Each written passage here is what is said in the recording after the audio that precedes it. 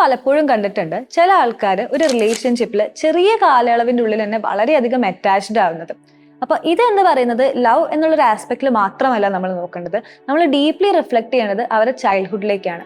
നമ്മൾ ചെറുതായിരിക്കുമ്പം നമ്മളുടെ അമ്മയുടെ അച്ഛൻ്റെ അടുത്തുനിന്ന് നല്ല രീതിയിലുള്ള ലവ് ആൻഡ് കെയർ കിട്ടാതെ വളർന്നൊരു കുട്ടിയാണ്, അതായത് നമ്മുടെ ഇമോഷണൽ നീഡ്സ് ഒന്നും മീറ്റ് ചെയ്യാതെ വളർന്നൊരു കുട്ടിയാണെങ്കിൽ നമ്മൾ അഡൽട്ട്ഹുഡിലേക്ക് വരുമ്പം ചെറിയൊരു സ്നേഹം അല്ലെങ്കിൽ ഒരു കെയർ വേറൊരാളടുത്ത് നിന്ന് കിട്ടുമ്പം വളരെയധികം അറ്റാച്ച്ഡ് ആവാനും അവരായിട്ട് വളരെയധികം ക്ലോസ് ആവാനുള്ള സാധ്യത കൂടുതലാണ്. ചെറുതാവുമ്പോൾ നമുക്ക് ഒരുപാട് അൺമെറ്റ് ആയിട്ടുള്ള ഇമോഷണൽ നീഡ്സ് ഉള്ളത് കൊണ്ട് തന്നെ അഡൽട്ട്ഹുഡിലേക്ക് വരുന്ന സമയത്ത് ഒരു വ്യക്തി നമുക്ക് വേണ്ടി ഒരു ചെറിയ കാര്യം ചെയ്തു തന്നാൽ തന്നെ അത് വലുതായിട്ട് കാണാനും പെട്ടെന്ന് അറ്റാച്ച്ഡ് ആവാനുള്ള സാധ്യതകളും ഈ വ്യക്തികൾക്ക് അധികമായിട്ട് കാണാറുണ്ട്.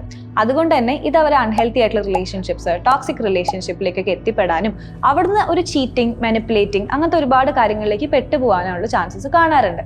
സോ നിങ്ങൾക്ക് മനസ്സിലാവുകയാണ് എനിക്കിങ്ങനെ അൺമെറ്റ് ആയിട്ടുള്ള ഇമോഷണൽ നീഡ്സ് ഉണ്ട്, അല്ലെങ്കിൽ ഞാൻ പെട്ടെന്ന് അറ്റാച്ച്ഡ് ആയി പോകുന്നൊരു വ്യക്തിയാണ് എന്നുണ്ടെങ്കിൽ നിങ്ങൾ ചെയ്യേണ്ടത് എന്താ വെച്ചിട്ടുണ്ടെങ്കിൽ നിങ്ങളുടെ ലൈഫിലേക്ക് ഒരു വ്യക്തി വരുന്ന സമയത്ത് പ്രോപ്പറായിട്ട് ആ വ്യക്തിയെയും നിങ്ങളുടെ റിലേഷൻഷിപ്പിനെ ഒന്ന് അനലൈസ് ചെയ്ത് ആ ആള് വർത്ത് ആണോ എന്ന് മനസ്സിലാക്കിയതിന് ശേഷം മാത്രം ഒരു അറ്റാച്ച്മെന്റിലേക്ക് പോവാം.